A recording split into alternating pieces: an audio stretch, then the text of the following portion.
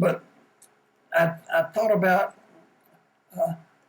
every night at Tuiwa before I went to bed, I went through my bailout procedure. And every takeoff, I'd tell myself, if the engine quits right now, what am I going to do? If it quits right now, what am I going to do? If it quits now, what am I going to do? And I had, I can jump out. I can't jump out. I can jump. There's a point there where I didn't want to have to think about it at the time. I wanted it to be an automatic thing with me. So when the airplane was still running, but it was compressor stalling, and I knew I was going to jump out, but I had a lot of airspeed. And I saw the gun shooting at me. And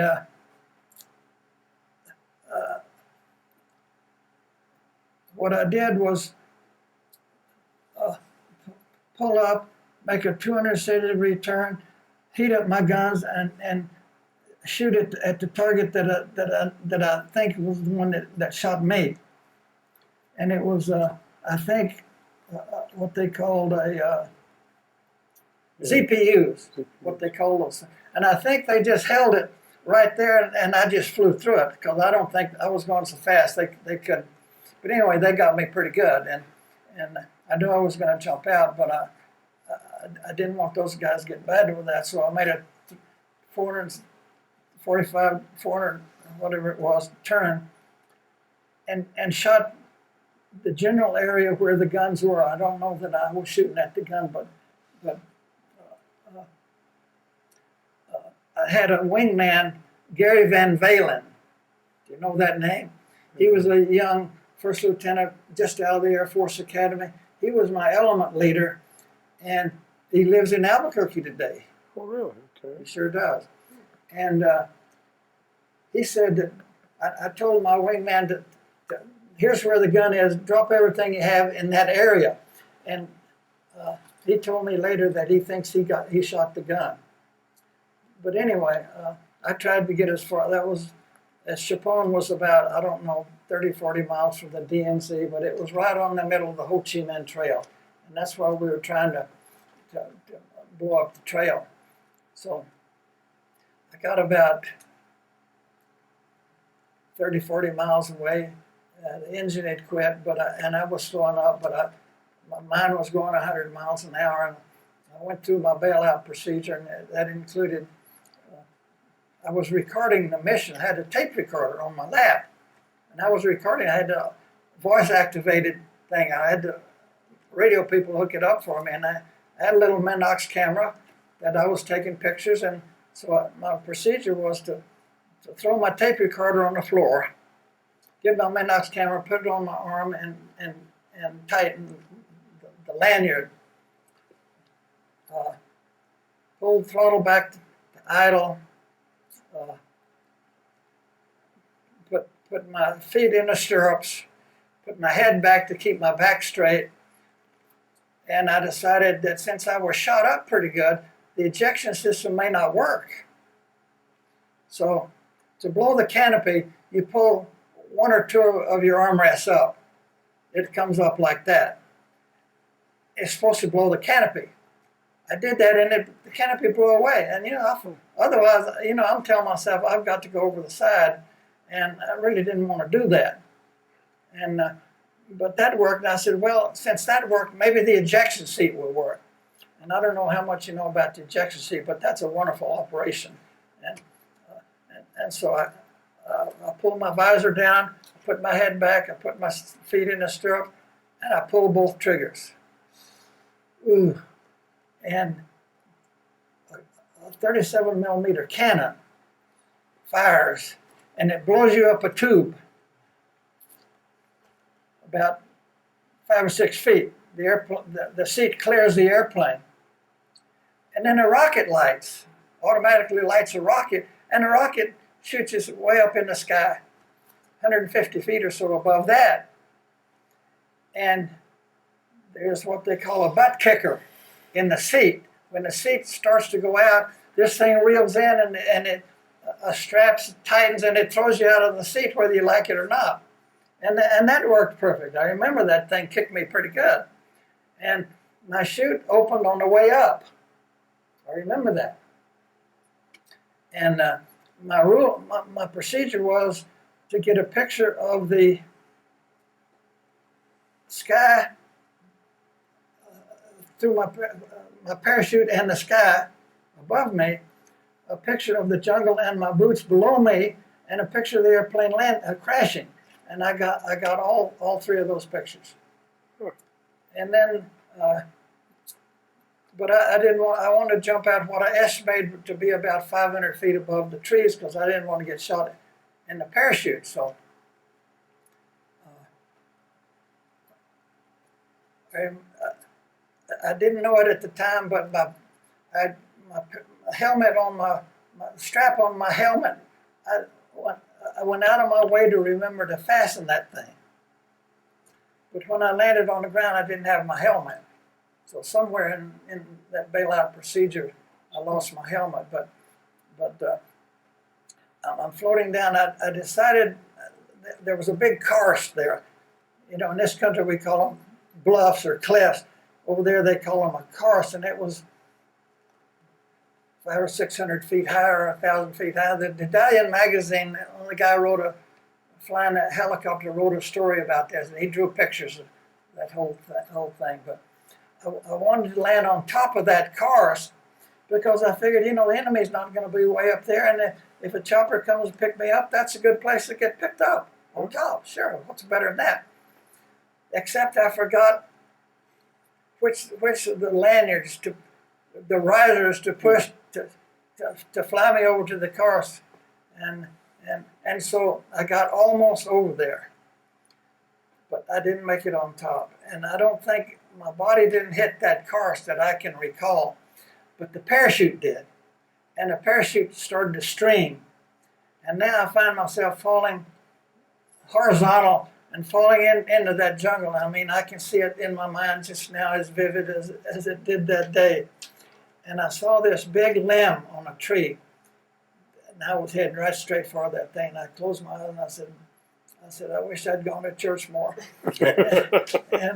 and I started hitting the trees and the limbs and bouncing around, and my eyes were closed, and I just didn't know what to think. And after a long period of time, I felt myself doing this, opened my eyes, and I was about this far off the ground, 18 inches off the ground. My chute had hung up in a tree. I could not believe my luck. I stepped out. But I remember on the way down, the rule is that you pull a lanyard right here between your legs so that your survival kit falls down on a nylon cord about 10 or 15 feet below you, because you don't want to go into the jungle with that 60-pound thing hanging on you. So I jerked the lanyard and it wouldn't work.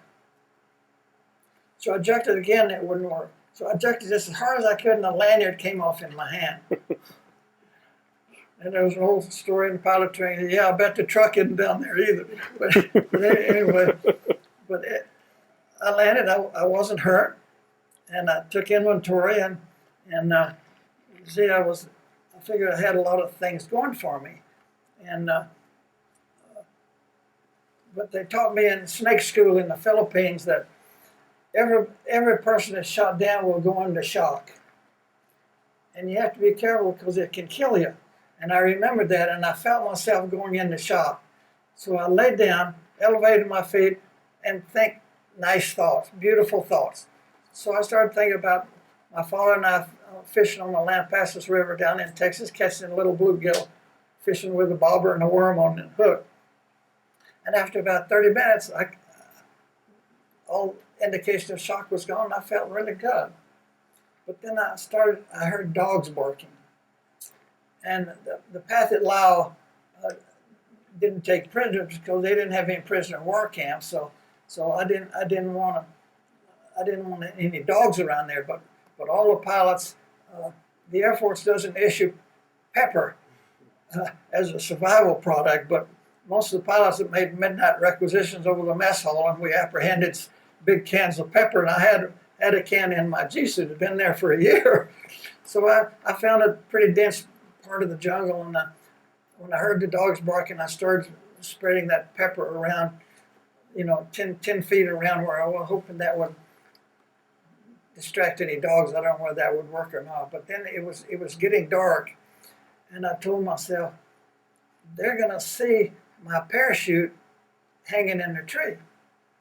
So I said, I'm going to go over there and get the parachute. So I left my survival kit there, and I got about 10 or 15 feet away, and I said, if I go over there and it's dark, I'll never get back to my survival kit again. So I abandoned that. And I don't remember the color of my parachute. I was hoping that it was not one of those bright orange things, but instead of camouflage. Yeah. But I don't remember. But anyway, I didn't get my chute out of the tree. So I'm sitting on a log there. It was damp. It wasn't cold, but it was cool. The jungle was wet. I heard noises. I knew that there were man-eating tigers in that jungle. The Army lost a guy out of a trench up near Quezon. A tiger killed him and pulled him out of a trench. We got that in an intelligence report. And I knew that there were cobras in that jungle. And, I was trying to figure out and I told myself, there has to be better things than this someplace. But about 2 or 3 o'clock in the morning, I was trying to decide, and I wrote a story about this. Here's a 38-year-old guy, perfect physical specimen, hiked up and down the beach, graduated from the jungle survival school. I've got 2 pistols. I've got a great knife. There's fast-running, drinkable water everywhere. There's lots to eat under the logs if you're willing to eat them. Healthy things to eat. I said, do I want to leave my radio here and walk out? I figured I could do it in 3 or 4 months, make the South China Sea. Or do I want to use my radio and get picked up? And I spent a couple hours going back and forth on that. I finally decided that I wanted to be picked up because it wasn't fair to my wife, and I had 2 young daughters, about this big, and it wasn't fair to them. So the next morning I decided, but about 3 o'clock in the morning, I saw a huge flash of light. I mean, it was dark. The jungle was very dark, and I could hear animals scurrying around. I heard noises, and I'm trying to decide whether those are birds yelling at night, or are they monkeys, or what are they? And, I wasn't really worried about it, but I could hear little animals, rats and whatever kind of animals, scurrying through the leaves and things. Then here's this big flash of light that was really overpowering. I said, oh boy, they're coming out, they're dropping flares. The rescue people are coming after me. They're going to pick me up. And then the trees just laid over. B-52s from Guam on a mission I think they call Arclight or something, where 3 B-52s would fly over at 35,000 feet and salvo their bombs. Each B-52 carried 105 500-pound bombs, Mark 82 bombs. And they didn't salvo them, but they drop them click, click, click. So now here's 105 of them going click, click. So you can imagine how long that light stayed there, and the noise was absolutely deafening. Made more so by the fact that this big course was right there, and it hit that course and bounced back. I told myself, if that happens again, I can't live through it. And I'm convinced, during the Vietnam War, and maybe other wars too, a lot of people were killed by the noise alone. It just cannot, it's just overpowering. And I started losing my hearing at that time. And but I told myself, geez, if that happens again, and I'm talking about 15 or 20 seconds, the noise never stopped. So now all of a sudden, everything stopped. I couldn't hear very well. But then there was no noise in the jungle anymore. The animals had decided that wasn't a very good thing. And then all of a sudden, debris started landing on me.